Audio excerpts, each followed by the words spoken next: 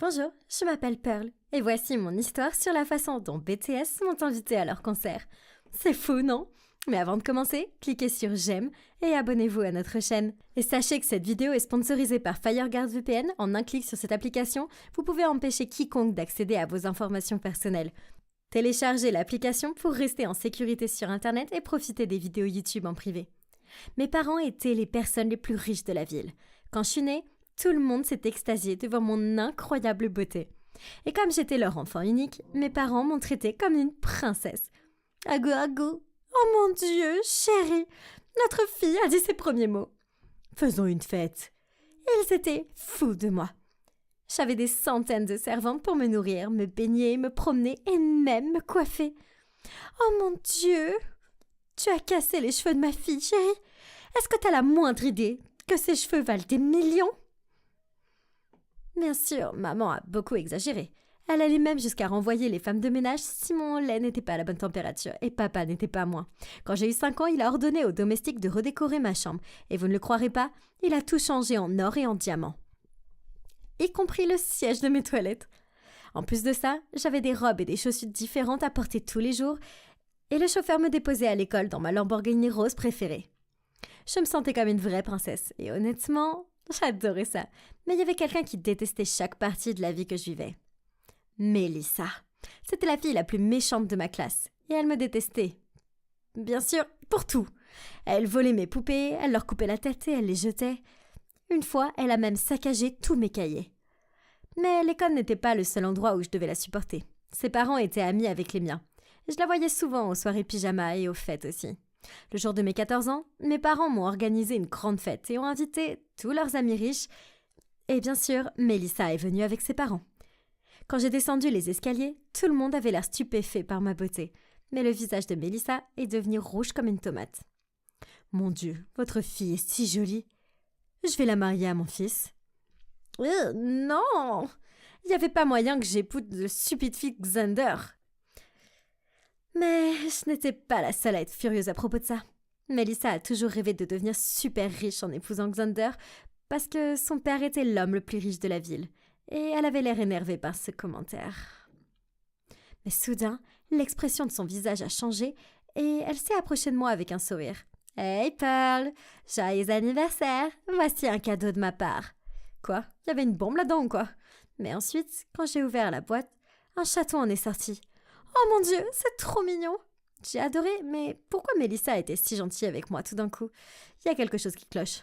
Plus tard ce soir-là, quand tout le monde est parti, je jouais avec mon mignon petit chaton quand il m'a soudainement griffé le visage avec sa patte. Ah! Le chat de Mélissa s'est avéré être comme elle. Méchant. Maman et papa sont arrivés en courant après avoir entendu mes cris. Ils m'ont emmené d'urgence à l'hôpital, mais même après des semaines de traitement et plusieurs interventions, la cicatrice ne disparaissait pas. Je n'avais pas d'autre choix que de vivre avec et de la couvrir avec du maquillage. Quand je suis retournée à l'école, Mélissa m'attendait pour m'embêter à nouveau. Mais heureusement, elle ne savait pas pour ma cicatrice. Sinon, elle m'aurait rendu la vie dure. Bouge, Pearl. C'est ma place et c'est pas parce que tu es riche que tu possèdes tout. Eh bien, je possède beaucoup de choses, mais je ne vois pas ton nom dessus. Elle s'est mise en colère et elle était sur le point de me jeter son assiette pleine de nourriture à la figure quand Alexander est intervenu pour l'arrêter. « Hey, ne t'approche pas de ma copine Mélissa. Arrête de l'embêter. »« Ma copine? Qu'est-ce qui se passe? Je suis pas ta copine. T'es fou ou quoi? Oh, mon petit pois. Tu te souviens pas de ce que ton père a dit pour ton anniversaire? On va finir par se marier. »« Quoi? On a que 14 ans. T'es fou? Il n'y a pas moyen que tu te maries avec lui, Pearl. Je te laisserai pas faire. » Moi non plus, je le laisserai pas faire. Maintenant, éloignez-vous de moi tous les deux. Mon Dieu, ces types étaient vraiment fous. C'était un mal de tête d'aller à l'école et de les voir. Surtout Alex, il était vraiment casse-pied. Il flirtait avec moi tout le temps et faisait fuir tous les autres gars qui essayaient de me parler. Je détestais tout ça jusqu'à ma dernière année, quand le professeur a présenté un étudiant coréen à la classe. Il s'appelait Mino et oh mon Dieu, il était si beau. Le professeur m'a demandé de l'aider avec le programme et pendant qu'on étudiait à la bibliothèque, Alex est arrivé en marchant vers nous. « Tu crois être qui, toi, ici avec ma petite amie ?» En disant ça, il a soudainement attrapé ma main. « Tu viens avec moi, Pearl. »« Lâche-moi, Alex. Je suis pas ta petite amie. » À ce moment-là, Minot est intervenue et l'a frappée au visage. T'aurais dû la lâcher. Oh mon Dieu! Sa voix profonde et ses yeux féroces. Je suis instantanément tombée amoureuse de lui. Il était si étonnant. Alex s'est enfui de là comme un chat effrayé et j'ai remercié Minot de m'avoir sauvée de cet imbécile. C'est à quoi il a répondu en souriant. Eh bien, je peux voir que c'est un imbécile. Mais tu es si jolie, n'importe qui deviendrait fou de toi. Oh mon Dieu! Il me trouvait jolie. Mes joues sont devenues si rouges et j'ai presque fondu. Après ça, Minot et moi avons souvent passé la plupart de notre temps à lire ensemble à la bibliothèque. C'était tellement amusant de s'asseoir à côté de lui et d'admirer ses livres. Les mois ressemblaient à des jours avec lui. Et je n'arrivais pas à croire qu'une année s'était écoulée avec lui. Puis un jour, alors que je déjeunais à la cafétéria, Alex est venu me voir et a commencé à s'énerver tout à coup. « Tu crois que tu vas être heureuse avec cet abruti ? C'est un loser. » Aux dernières nouvelles, c'est toi qui t'es fait frapper. C'est parce que j'ai pas fait de sport ce jour-là. Mais de toute façon, je le laisserai pas t'éloigner de moi. Ah, je t'appartiens pas, Alex. Maintenant, dégage. Avant que j'ai pu finir ma phrase, Nélissa m'a jeté un bidon plein de jus de fruits sur la figure. Ne t'approche pas de mon gars, espèce de grosse sorcière. T'en as pas déjà un maintenant? Nélissa, t'as perdu la tête? Arrête ton numéro, espèce de voleuse de petite amie. Mais soudain, j'ai réalisé. Mon maquillage, ma cicatrice. Je l'ai poussé fort et j'ai couru aux toilettes immédiatement. Mais à mon horreur, je suis tombée directement sur Minot. Ses yeux se sont agrandis quand il m'a regardée. Oh non! Pourquoi t'es toute mouillée? Qui t'a fait ça? Quoi? Il a pas vu ma cicatrice? Ou est-ce qu'il s'en fichait? Dis-moi qui a fait ça. Je vais lui donner une leçon. Non, personne. C'est bon, j'ai juste trébuché. Je n'arrivais pas à croire qu'il se soit énervé en me voyant blessée et qu'il n'ait rien dit à propos de ma cicatrice. Comme si c'était totalement normal. Il était tellement adorable. J'ai pas pu résister davantage et je l'ai attiré pour l'embrasser. Waouh, c'était magique. Après ça, nous avons commencé à sortir ensemble officiellement. Et je me sentais comme la personne la plus heureuse du monde. Mais pas pour longtemps. Maman, qu'est-ce qui ne va pas? Pourquoi est-ce que tu pleures? C'est ton père, chérie. Il a fait une crise cardiaque. Oh mon Dieu! Maman, qu'est-ce qui s'est passé? Où est-il? Maman a dit que papa avait perdu tout son argent dans un mauvais investissement. Et que maintenant, on était presque en faillite. Papa n'a pas très bien pris la nouvelle et a fini à l'hôpital. Après cela, je suis restée à la maison pendant presque une semaine jusqu'à ce que papa se rétablisse. Et je n'ai rien dit à Minot pour qu'il ne s'inquiète pas.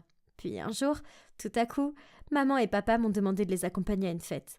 Quoi? Papa, tu viens juste de sortir de l'hôpital. Mais ils ont insisté pour que je les accompagne. Et ils m'ont demandé de me pomponner et de mettre ma plus belle robe. Quand nous sommes arrivés, le père d'Alex avait fait une annonce qui a failli me donner une crise cardiaque. « Bonjour tout le monde. J'ai la joie de vous annoncer les fiançailles de mon fils Alexander avec la fille de mon ami Pearl.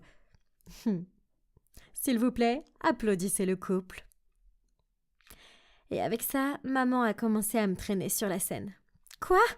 Maman, attends, qu'est-ce qui se passe? C'est une blague? » Oh, chérie, s'il te plaît, ne te fâche pas. C'est la seule chance que nous avons de sauver notre entreprise et notre maison. En plus, Alexander est vraiment un gars gentil. Non, maman, c'est un abruti et je le ferai pas. Oh, chérie, mais ton père, il est si heureux. Le docteur a dit qu'il ne survivrait pas à une autre crise cardiaque. Tu veux qu'il nous quitte pour toujours? J'ai regardé papa et, en effet, il avait l'air heureux. Et bien que j'aimais tellement Minot, je ne pouvais pas laisser mon père mourir non plus. J'ai donc dû choisir le bonheur de mes parents plutôt que le mien.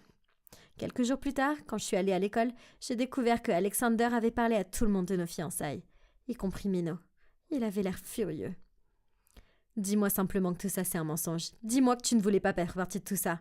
Dis-moi simplement. » Je pouvais pas dire la vérité. J'aime Alex et c'est pour ça que je l'épouse. Non, tu mens. Non, je mens pas. Il est riche et qui ne veut pas d'argent? Je savais qu'il m'aimait et que mes mots allaient lui briser le cœur. Mais je n'avais pas d'autre choix que de mentir. Après avoir entendu ce que j'ai dit, il a fait marche arrière et est parti sans jamais me regarder à nouveau. Enfin, le jour de notre mariage, alors que je pensais que tout allait bien se passer, les choses ont pris une tournure inattendue. J'ai entendu papa et maman parler de quelque chose que je n'avais jamais imaginé dans mes pires cauchemars. Arrête de manger autant, ou tu vas avoir une autre crise cardiaque. C'est le jour du mariage de ta fille. Grâce à ma crise gastrique, Pearl a accepté le mariage en pensant que c'était une crise cardiaque. Sinon, il n'y avait aucun moyen de lui faire accepter ça. Et nous resterons pauvres pour le reste de notre vie. Quoi? Vous m'avez menti? Comment vous avez pu? Maman a commencé à pleurer et à essayer de m'arrêter. S'il te plaît, chérie, comprends que j'ai sacrifié mon bonheur à cause de vous. Et je vous déteste. Je suis sortie en trompe du lieu du mariage en jetant l'alliance à la figure d'Alex en le croisant sur le chemin. Arrête, Pearl. Où tu vas? Attends, c'est toi qui pars vraiment? Je sais pour ta vilaine cicatrice et je te veux toujours, espèce d'idiote. C'est comme ça que tu me remercies? Quoi? Tu savais? Ouais, idiote, je le savais. Alors reviens ici et embrasse-moi ou je vais te le faire regretter. Il s'est rapproché et a essayé de me tirer vers lui, mais je l'ai giflé violemment et je suis partie. Je n'allais pas attendre ou écouter qui que ce soit désormais. Je devais trouver Mino et lui dire que je l'aimais. J'ai appelé ses amis et ils m'ont dit qu'il était au concert de BTS, au MetLife Stadium.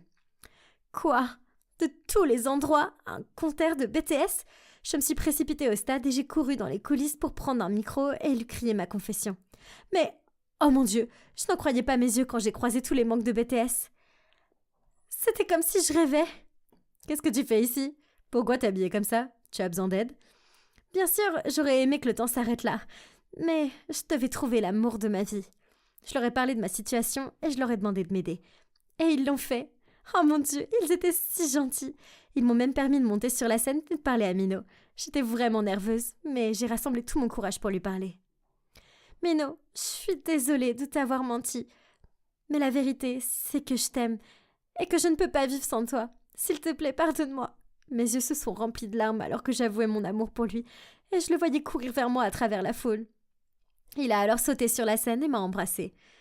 La foule nous a acclamés alors qu'il me soulevait dans ses bras et me murmurait à l'oreille. « Je t'aime aussi, Pearl.